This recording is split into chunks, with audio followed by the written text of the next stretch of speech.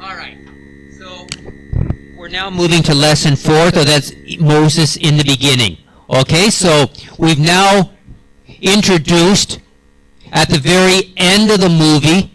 You saw Moses giving 5 books that he wrote to Joshua for them to look after. So these are basically going to be, this is the first book that Moses would have written at 3,400 BC. So now you know the author.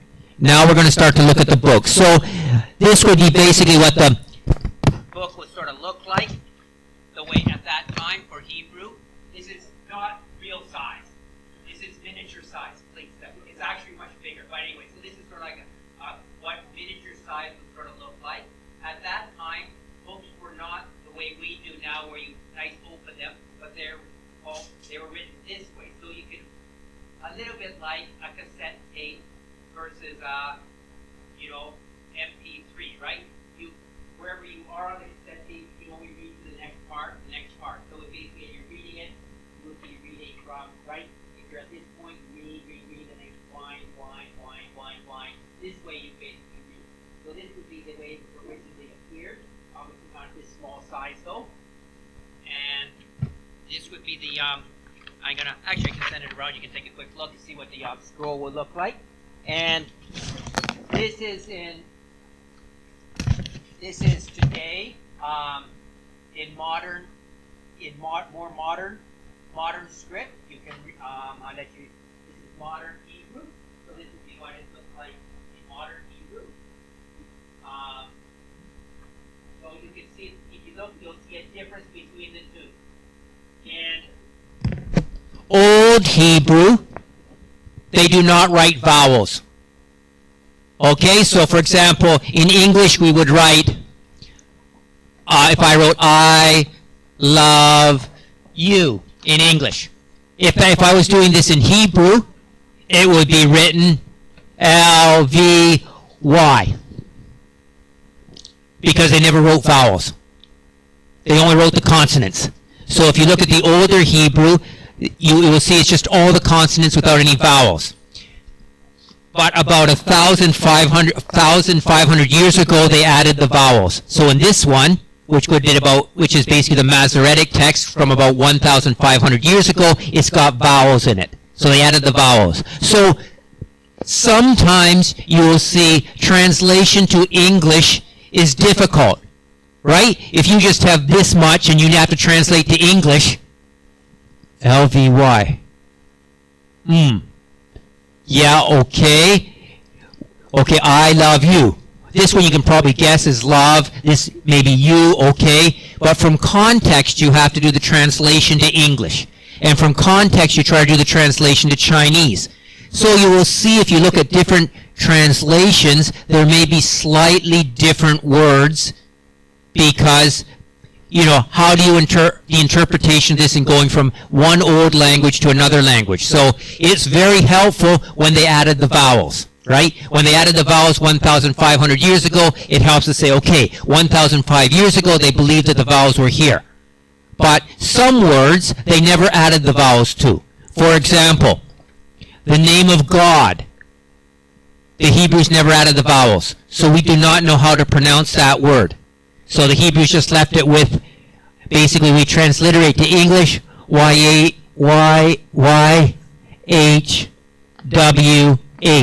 If we do the transliteration to English, no vowels. So you could put any of the vowels in here and it would still make sense.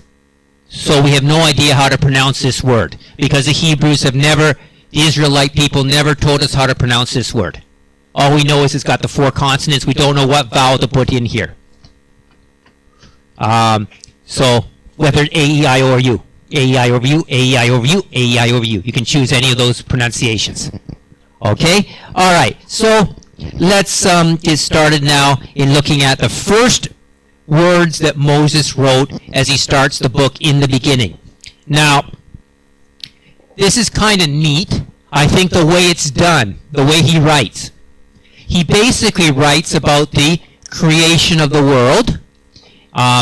Okay, we should be on page, we're now moving on to, please turn your books to page page 8. We're on page 8 now, okay, guys? Page 8. Okay, and you can try to fill in the blanks on page 8. 1, 2, 3, 4, 5, 6, 7, 8. All right. So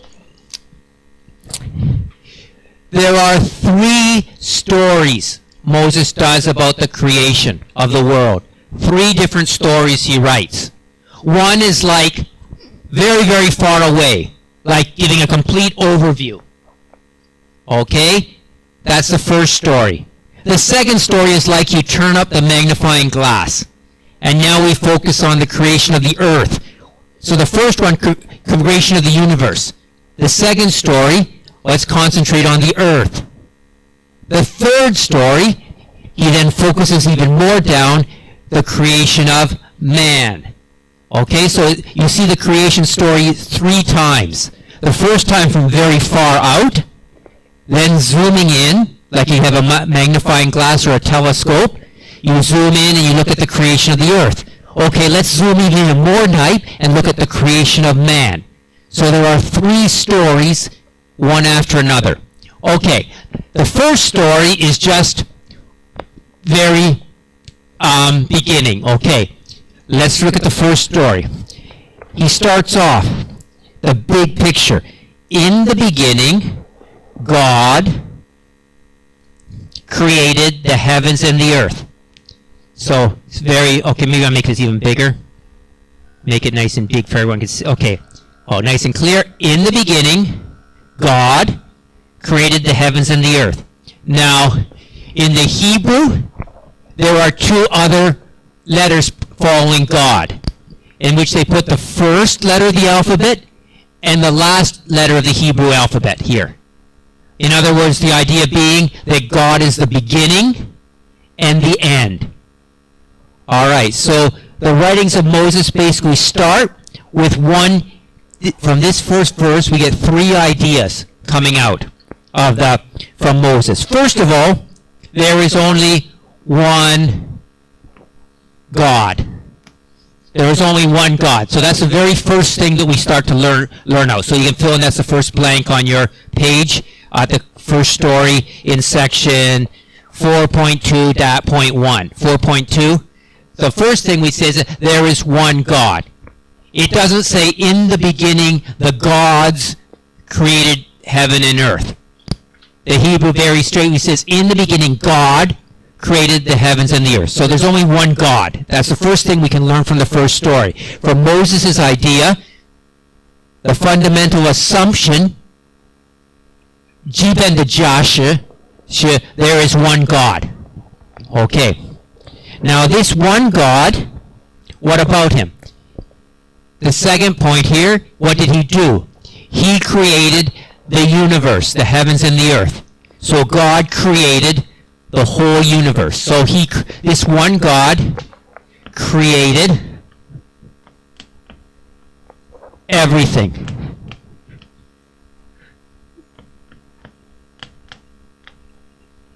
Okay, that's the second key point we learned here. And the third key point is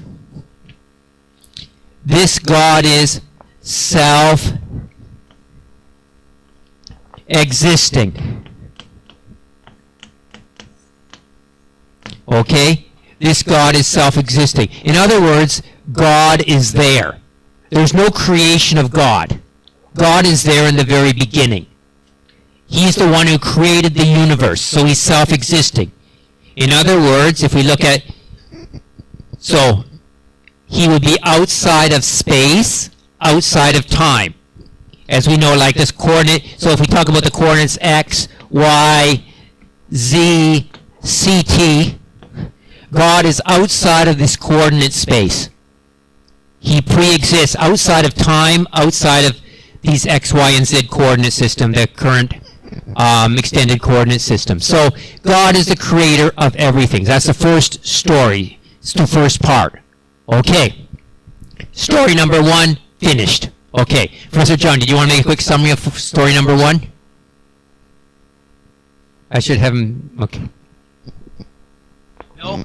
You're okay. All right. We'll continue on with story number 2. All right.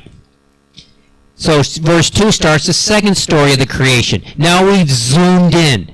We're looking at the creation of the earth from the perspective of the creation of the earth. All right, so what was everything like at the beginning? The earth was formless and empty. Darkness was on the face of the surface of the deep. God's Spirit was hovering over the surface of the waters. Okay, now, all right, so basically, there's nothing. There is nothing. This would be, I think, the best way of just saying nothing. Chaos. How else can you describe 3,400 years ago? Nothing. Okay. And God said, "Let there be light." And there was light. God saw the light and saw that it was good. God divided the light from the darkness. Okay? First thing God created was light. So I would say, that, okay, there's no blinks here to fill in, so this I think would be, we would say EM, right? Electromagnetic radiation.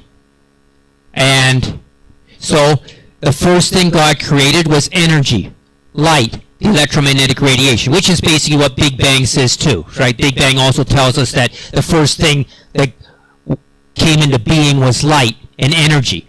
Only after we had light and energy did we actually start to get matter. Okay, so no disagreement there with science. But I think it's quite amazing that 3,400 years ago, Moses would write that light was the first thing that got created.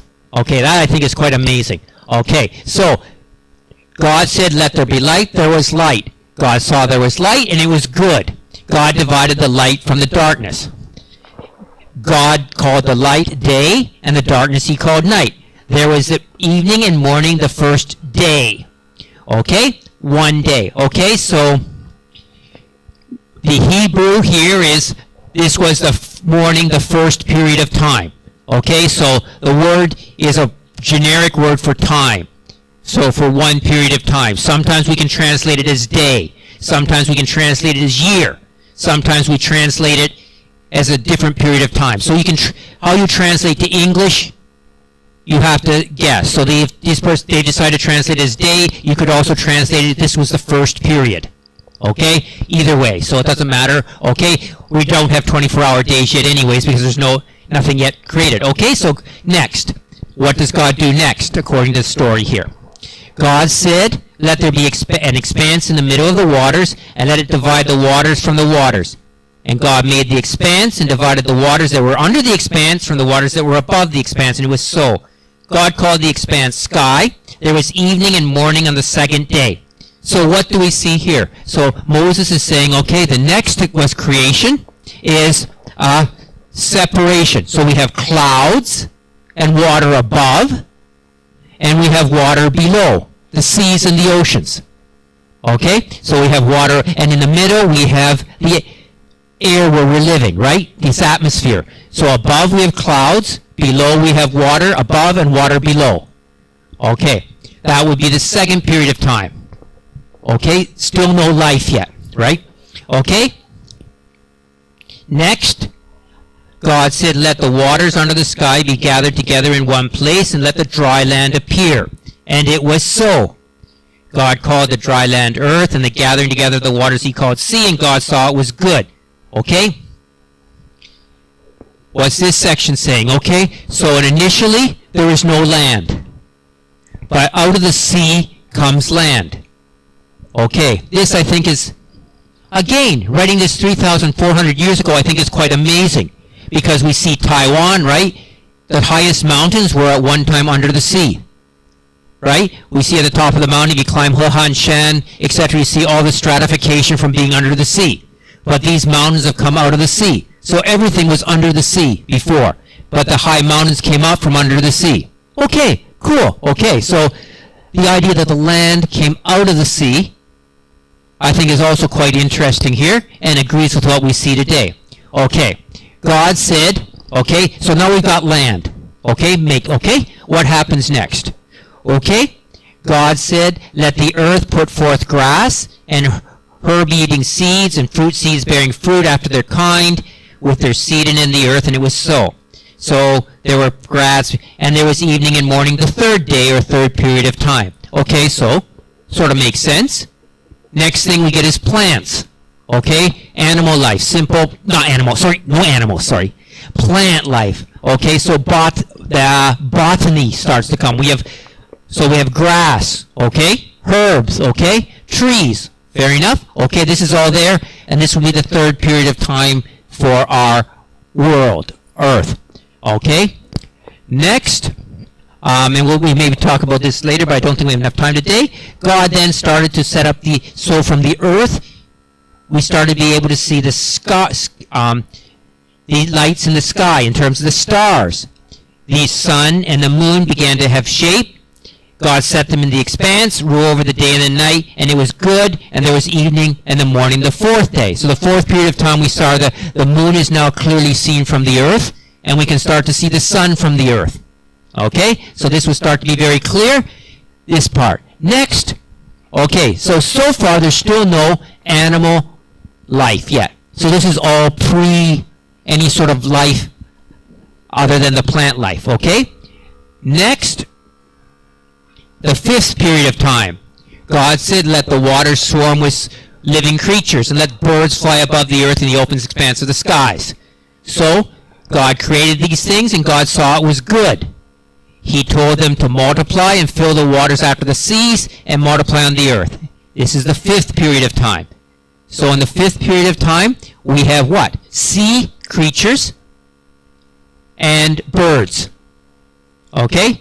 Next period of time is the sixth period of time.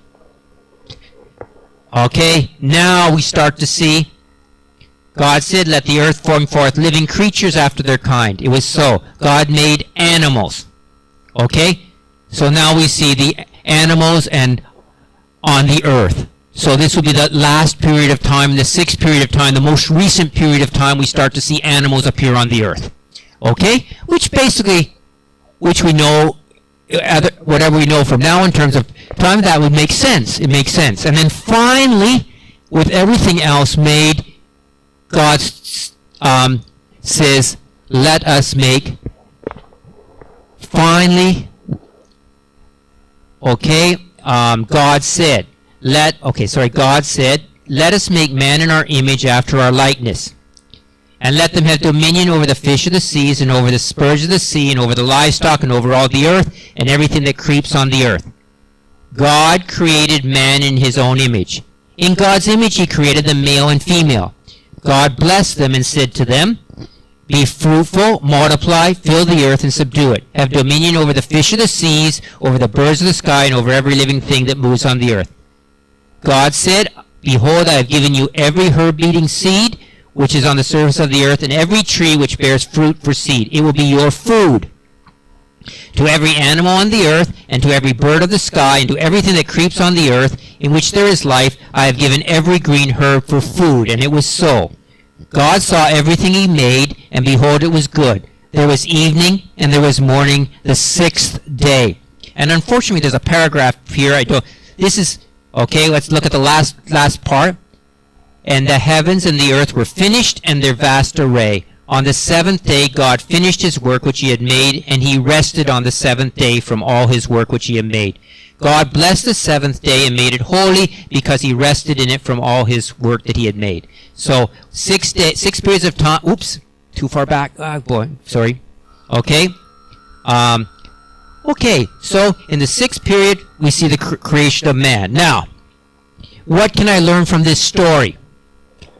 What is the author Moses trying to convey through this story? I'm going to give about 4 points, I think, from this story that we can learn, and which is very important for our thinking, or our Western thinking at least, and probably Eastern as well. Okay, first of all, there is a time order. So time order. Okay? God is doing everything in order, in a sequential order in time. Step 1, step 2, step 3, step 4, step 5, step 6, and then finally man. Okay, so he's preparing everything in order. So man, probably the most advanced creature, comes last. Right? The more simpler things were done first. The simpler life, like plants, were there before anything else. Then there were fish. Then there were animals. And then finally man. So there's a progression. God's creating them in time order. It's also sequential. Sequential. So there's a sequence being done here. Those are a couple of things. And one thing when you look at a text to see what is important, what is repeated? Let's look through the thing. First, okay, let's start to go through from the beginning. There's some repeated words here. God saw, he called, okay. Morning, if I've created, okay. God saw it was good. Next day.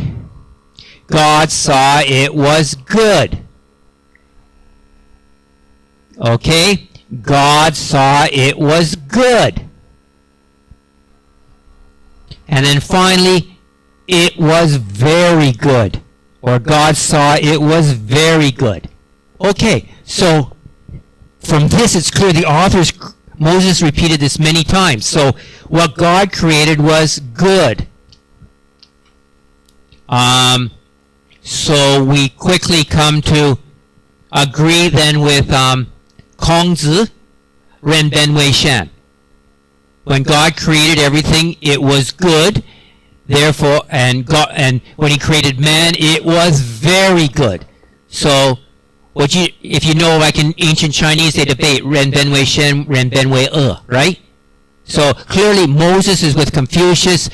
Man is originally good. So man is originally good. God's creation is originally good. The world is originally good. Okay. And another issue, okay? And one more from this story, one more thing from this story is on day 7, on the 7th day God finished His work and He rested on the 7th day from all His work. God blessed the 7th day and made it holy because He rested. Okay? Here we get the idea, work 6 days, rest 1 day. This gives us idea of the week. Why do Westerners have the idea of a 7-day week? And traditionally we worked for 6 days of the week, and we rest for 1 day of a week. Here it is right at the very beginning of the writing of Moses. God worked for 6 days, 6 periods of time, rested for 1 period of time. Therefore, people should do the exact same thing. Work for 6 days, rest for 1 day. Work for 6 days, rest for 1 day. And this provides us our basis for a week, coming back from Moses writing 3,400 years ago. Okay, I'm going to talk, one comment on, as we move to the creation of man. Okay, let's now focus on the last day, what He created, when He created man in the last day. That will be section 3, number 4.2.2, right? Creation of man, okay? Way back here. Let us make man in our image, okay. Okay, I think this is the key point that we're going to look at right now. Let us make man in our own image, okay. Big difference here, right? At the beginning, it's God said, and there was. God said, and there was. God said, and there was. Here, we see the first time it says, God says, let us make man in our own image after our own likeness. Let them have dominion over the fish in the sea. God created man in His own image. Male and female, He created them. Okay. A lot of important here for our thinking. Okay. Okay. First of all, we are created we are the image of God.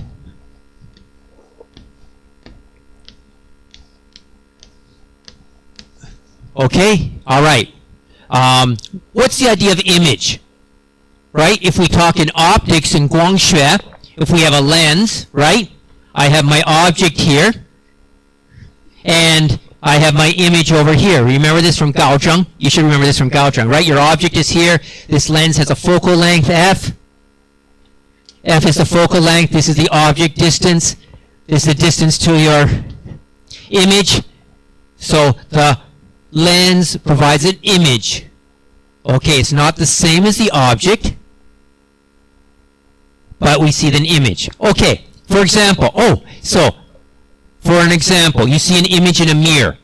So, for example, okay, what's your name? Pardon? Chinese is okay. Pardon? Oh, sorry. Quickly get that, okay. Yulin. Okay, Yulin, look at all these people. You are seeing the objects, right? They are all objects. You're seeing the person, the real person, right? But you have never seen yourself. You've never seen your own face. You've only seen an image of your face, right? You've never seen your own face. I've never seen my face. All I can see is an image of a face. And I believe what I see in the mirror is a correct image. But I've never seen my face.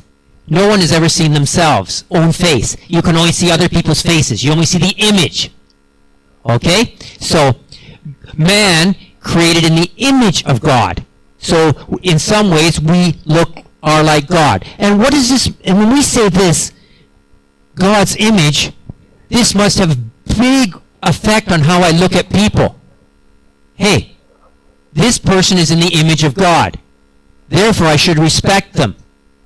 Right? I should not look down at them because they're in the image of God. I'm in the image of God. Oh, so I should have good self-respect. This person is in the image of God. When I see you, I see, okay, she's in the image of God. I should respect her because she's the image of God. She's not just an animal to be thrown away. She's in the image of God. So I must respect her. Okay, second comment here from here. It says, in the image of God, He created them male and female. Okay? In the image of God, male and female.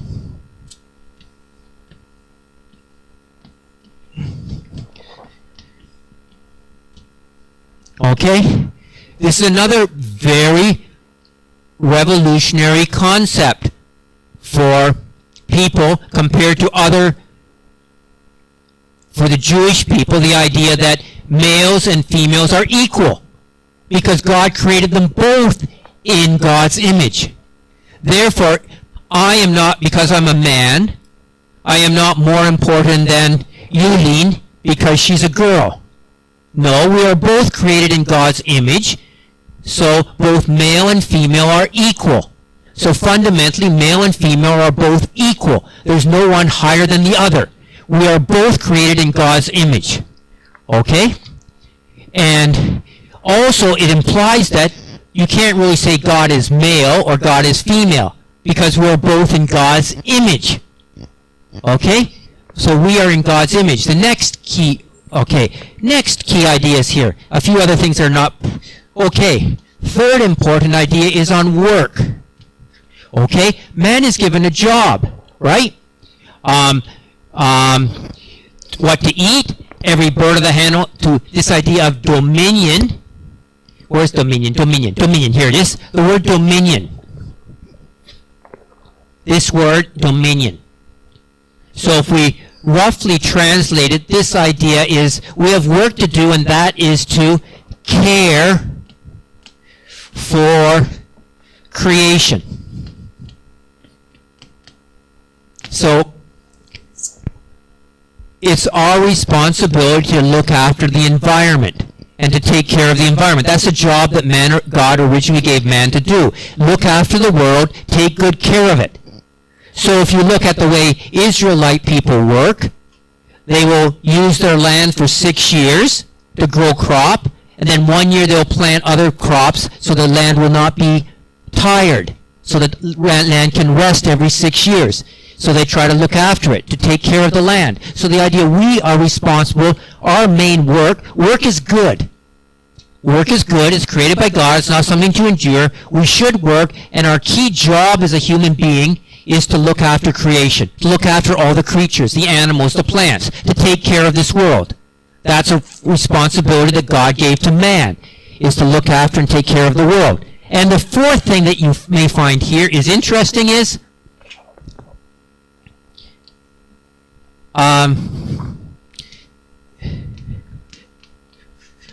man can only eat green plants and herbs and things. So originally, God had man as a vegetarian. People are not allowed to eat meat. They are not allowed to kill animals to eat. So pork, beef, yang-ro cannot. Vegetarian. So the original humans have a vegetarian diet. They can only eat green vegetables and food. Okay? So this is another thing that we learn from this, our story. So 4 things. We're in the image of God, so I need to respect you, and you need to, because you're in God's image. Male and female are equal. I cannot look down on females and female and etc. Work. Our job is to care for creation. God gave human beings this job to care for creation. And 4th, at that point of time, can own vegetarian lifestyle. Okay, so this is the second story. Tells us all this. Okay, we have about 13 more minutes. We can now move into and on the 7th day there's the rest. Okay, so all right, let's move on to story number 3. This story I like. So this is kind of a cool story. This time the focus is on man. It's not on the whole everything else, the animals, the earth no longer. Now we're just focusing on the creation of man himself. Okay? And you can see how Moses starts it again. So you can tell it's a new story because he says, this is the history of the generations of the heavens and the earth when they were created in the day that Yahweh God made heaven and earth. Okay. Note, this is the first time this word, YHWH, that we don't know how to pronounce. So English, these guys just put in an A here and an E here to make it pronounceable. But we don't know if that's how it's pronounced or not. Chinese pronounce Yehovah. I have no idea if it's that. We have no idea if it's that supposed to be pronounced that way. Chinese threw those vowels in. Okay, whatever. Okay? So anyway, so this is the first time we see this name, God's name mentioned. In the previous verses, it was basically Shaddai, Shangdi, or Shaddai in Hebrew, Shangdi in English, Shangdi in Chinese, Shaddai in Hebrew. So the first one was Shaddai. Now this is Yahweh Shaddai, Shangdi, Yahweh Shangdi. Okay, whatever, Yehovah Shangdi. Okay, made the earth and the heavens. Okay, we got that. Okay. No plant of the earth. God sprung up. God, no man to till the ground. Mist. There was not rain at that time, but mists. Okay, God formed man from the dust of the ground and breathed into his nostrils the life of man, and man became a living soul. Okay, and we're focusing right on man. Okay, God formed man out of the dust of the ground and breathed into his nostrils the breath of life, and man became a living soul. Okay.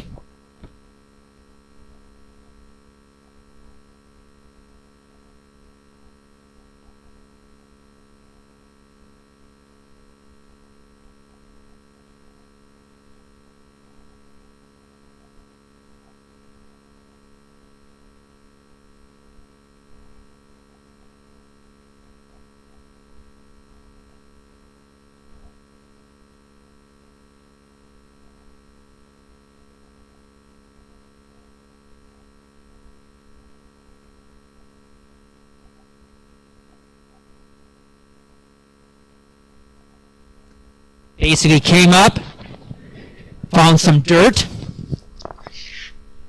made this man, and then what did he do? What does it say here? He breathed put my mask on, sorry. And what happens to man? He became alive, right? Right? He breathed him a life and he's alive. Open your eyes. And what does he see first? What's the first thing man sees? God. God, right. Man, the first thing man saw was God when he woke up. Good. All right, you may sit back there. We'll use you again later. You can just come back. You'll come back in a minute. Okay. So, God, man became a living soul. So, very different from the animals. The key thing here is man is different from other animals. Only man did God breathe into. Okay? So, man is different from the animals in some way, because God gave this breath into man. Okay, so he becomes a living soul, and the fact that the first thing he saw was God gives the idea is for a relationship, guanxi. So man can have a relationship with God. Okay, anyway, so God created a garden. Out of the ground, God made every tree to grow that was pleasant in sight and good for food, the tree of life in the garden, and the tree of the knowledge of good and evil. Okay, so God made a garden, okay, for man to live in. So we've got this garden here with man to live in, and within the garden there are two special trees. Okay, stuck in the garden. Okay, this is basically the picture of our garden right now. A garden, man is living in there with a couple of trees, along with a whole bunch of trees, but two of the trees are special. One is called the tree of life. One is called the tree of the knowledge of good and evil. Okay? And there's some about the rivers. Okay, this is not important for us right now. A river went out of Eden to water the garden. It was parted. Okay, blah, blah, blah. This is, if you want to know where the Garden of Eden was, this can help you find out where the Garden of Eden was. Okay, because we know where these four rivers are. One of them goes north, one goes south, one goes east, one goes west, coming out of somewhere around Turkey. Okay? Northern Turkey, Iraq, somewhere in that area, and you can basically find these rivers and get approximate region of where this Garden of Eden would have been. Okay, now Yahweh put man in the garden and gave him a job. Okay, look after the garden. Okay, now again, just as in the previous case, we focus in. Okay, what he can eat, every tree of the garden you may freely eat. Okay, you may eat of trees, not animals in the garden, the trees. But you may not eat of the tree of the knowledge of good and evil. You shall not eat of it, for in the day you eat of it, you will die. Okay, so there's one tree. One of these two trees, God has said, no, you may not eat from this tree. Nothing about this tree, but this tree. God says you may not eat from that tree. So there's one command. Okay.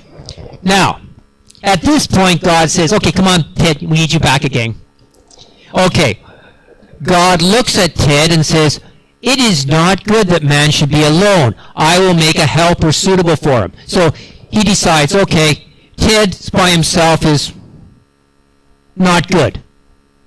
So he needs a wife. Okay? Tashalikatai. Okay? Peo. Okay? But God does not immediately make a wife for him. No. God is not that. Instead, he starts to bring animals for him to see. Okay, first animal, okay, he brought out of the ground. Yahweh formed every animal of the field and every bird and brought them to the man to see what he would call them. So all these animals came forward. Okay, what do you want to call that animal? Bird. Okay, call that guy a bird. Okay, this animal. Dog. Okay, hello dog. Okay, this animal. Cat. Okay, cat. Okay, so he's naming them all. Now, as you can see here, so man, in his first job, is to give names. Okay. Now, okay, whatever man called the living creature, that was its name. The man gave names to all livestock, and to the birds of the sky, and to every animal of the field. But for man, no suitable helper. Okay? So the man is now seeing, oh, all these animals, but there's none that is like me. Now, okay, how's our time? Okay, we'll maybe have to skip that. Okay, because there's more, so who can give you your name? When you got your name, who gave your name to you? Your parents, right? Your English name was maybe given to you by a teacher. So usually it's someone who has authority gives the name to another person, right? So basically this is showing that man now has authority over the animals. But when your parents gave you the name, what does that also imply? They now have responsibility to care for you, right? Once your parents gave you, so they gave you the name, they have authority over you, but now they have responsibility to care for you because they've given you your name. Okay, so man now has this responsibility to look after animals and to care for them, and he has authority over them. Okay, but he does not find a suitable helper for him. Okay, so what does God do? Okay, so look now. Man realizes. So God does not immediately make a wife for the man. He makes sure Ted realizes, hey, why do you good on? And no, so he put the man to sleep. Go to sleep. Okay, and as he's sleeping, he grabbed a rib. Okay, took out a rib. Okay, a rib, is right halfway up and down the body, right? The middle of the body. Okay, come on. Okay, and come on, you're a volunteer now. Okay, you're the rib. Okay, all right. Okay, sorry. Okay, continue over. So, all right, come over. So, God took the rib. He fell asleep. He closed up the place. Finished the surgery. Which Yahweh had taken from the man. Now, after which the man woke up, and what's the first thing he sees? What do you see? A woman. A woman. Your wife, yes, your new wife, yes. Congratulations. So, all right. And he gave her the name too. He called her woman, because wool means take out of man, because it was originally from his rib, take out, so called woman. Okay? Fair enough? And, oops. All right. And Moses then says, because of this, a man will leave his father and mother and will join with his wife, and they will become one flesh. Okay. All right. You may sit down. Okay? Man, thank you very much. Okay. So what do we learn from this story? What can we learn from this story? What messages do we learn from this? First of all, we see some uniqueness, right? Because God breathed, so that was unique. So the idea is for a relationship with God. So there's a relationship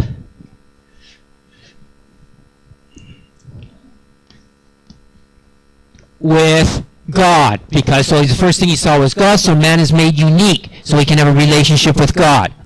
Secondly, he has some privilege. And that is free choice. He can choose to obey God and not eat the tree. Remember, God gave him one command, don't eat that tree. So he has a choice. He has free choice. He can choose to eat the tree or not choose to eat from the tree. None of the other animals were given a choice, and so you can't do this. No, only man is given this idea of free choice to choose whether to eat from this tree or not. Thirdly, again, we have an idea that, woman, the idea of women, comes out as part of man. Okay? All right, so in other words, the idea that for completeness, we need man and woman, man plus woman. Sorry, this is probably better to write it this way. Maybe better to write it this way. Man plus woman, complete. Okay? So man without woman is not complete. Woman without man is not complete. But when we have man and woman together, that is a complete unit. Okay? So this idea of man and woman are complete, and they will be basically And this idea, and finally, the conclusion that Moses wants to clearly make here is, therefore a man will leave his father or mother, will join with his wife, and they will become one flesh. So the idea that if you become back to one, so we have this one entity, take out the rib, separate, come back together, man and woman. Now they are one flesh. So the idea that marriage, first of all, is one EBE, okay, one man, one woman, okay, and you can say, what else, and its idea is forever, okay, they become one flesh. If something becomes one flesh, cannot break apart. So join together. This word join is actually a very interesting word we use from science. We now use for science for when we put two things together that are joined at the atom level. In other words, they cannot separate again. So it's a very, if you have two very clear surfaces, you join them together, you cannot break them apart again. So this is like that very strong glue together. Okay? So this become one flesh. From this idea of marriage is the other idea that, okay, leave father and mother. This is different from Chinese thinking. 你要了解这个不一样，跟中国人不一样的，这个想法是非常不一样的。Okay, all right. Ted, come here, please. I need your example. We'll finish with this example and your beautiful wife. Both of you guys together. Okay, all right. And let's assume. Okay, okay, you guys stay in the middle, please. Okay, this is. Okay, come forward, please. This is Ted's father and Ted's mother. Come on. Okay? This is Ted's father and his mother. Okay? Assume this is Ted's father. This is Ted's mother. You guys are over here. Please go over here. All right. All right. Let's look at, in Chinese thinking, what happens when they get married. What happens? Okay? What happens when you marry her? In traditional Chinese thinking, what happens? Yeah, you anja, right? You bring, you start here. You say, Ted decides to get married. He goes over, goes to the wife's family, picks her up, carry her back. Yeah, that's good. All right, this is Chinese, right? And now 他现在是老大，对不对？因为你是婆婆，对不对？ So 婆婆是老大，对不对？ So you are 老大, you should be served. That's traditional Chinese thinking, right? Okay, let's go back to, now we go to this idea of Western thinking, or Shifang. Okay, you go back to your family. Okay, now, Ted is going to go marry this girl. Okay, so off he goes, he gets married. Okay, right. They now start a new family here. They don't go back to the parents. Now, 他的爸爸妈妈变老的时候 Okay, need a tie-tie. Need a tie-tie. Okay, good grief. Okay, the boy's parents then move into the family, Ted's family. So now she is the person who is higher status. Mother is joining the family. So there's not this tension between Popo, Shifu, tension, because now Popo has moved in with her daughter-in-law, not her daughter-in-law moved in with her Popo. So it's different. You see, the thinking is different, very different from Chinese thinking. Okay, do you understand what I'm saying? Okay, all right. Okay, thank you. Guys may sit down. Okay, Professor Zhang, did you want to say anything to close? Any closing words from Professor Zhang? Okay, good actors. Okay, all right. So I think you've seen a lot of thinking that comes out of these first two basically only, what do you say, 300 or 400 words written by Moses has influenced Western society so much. Okay, all right, we'll see you. Okay, see you guys all next week. Thank you for coming. And I think there's a couple of people who want to do a Kahoot, right?